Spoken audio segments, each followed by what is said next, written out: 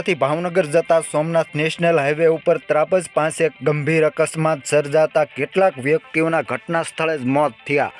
બનાવની જાણવા મળતી વિગતો અનુસાર કરુણ ઘટના સામે આવી છે। આજે તળાજાથી ભાવનગર જતા સોમનાથ નેશનલ હાઈવે ઉપર ત્રાપજ ગામના વિસ્તારમાં ખાનગી બસ અને ટોરસ ડમ્પર વચ્ચે ગંભીર અકસ્માત થયો હતો। આ ગોજારા અકસ્માતમાં કેટલાક વ્યક્તિઓના ઘટના સ્થળે પણ મોત થયેલ હોવાનું સામે આવી રહ્યું છે। હાલમાં બચાવ કામગીરી ચાલી રહી છે અને કેટલાક 108 અને પોલીસ સહિતના ઘટના સ્થળે પહોંચી અને ઈજાગ્રસ્તોને હોસ્પિટલ ખસેડવામાં આવી રહ્યા છે।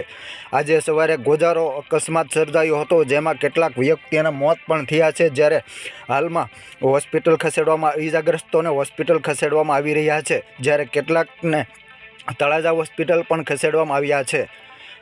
વધુ વિગતો માટે રાહ જોવી રહી।